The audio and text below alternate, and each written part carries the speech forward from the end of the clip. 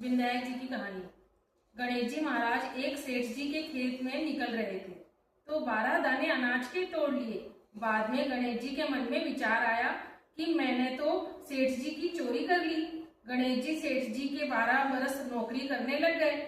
एक दिन सेठानी निपट कर राख से हाथ धोने लगी तो गणेश जी ने सेठानी का हाथ मरोड़कर राख छीनकर मिट्टी से हाथ धुला दिए।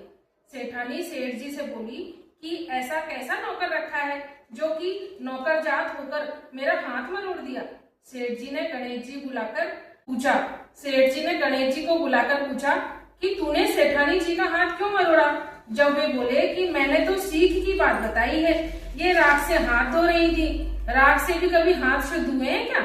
राख से हाथ धोने से घर की रिद्धि सिद्धि चली जाती है और मिट्टी से धोने पर आती है। सेठ जी ने सोचा कि गणेशा है तो सयानो। थोड़े दिन बाद कुंभ का मेला आया तो सेठ जी बोले कि गणेशा सेठानी जी को नहला ला। सेठानी जी किनारे पर बैठकर नहाने लगी तो आगे ले जाकर गोता खिलाकर ले आए।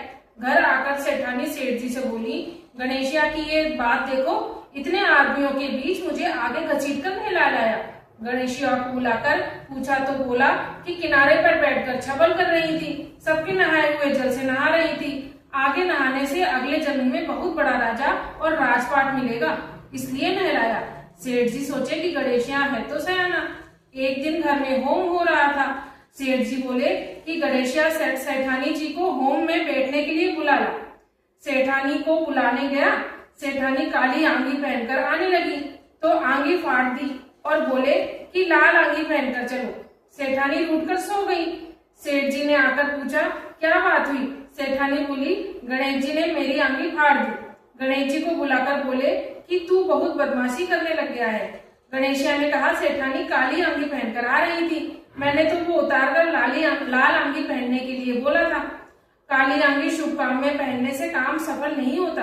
सेठ जी ने सोचा कि गणेशिया है तो समझदार। एक दिन सेठ जी पूजा करने लगे तो पंडित जी बोले, हम तो गणेश जी की मूर्ति लाना ही भूल गए। तब गणेश जी बोले कि तुम मुझे ही मूर्ति करके विराजमान कर लो, तुम्हारा काम सफल हो जाएगा।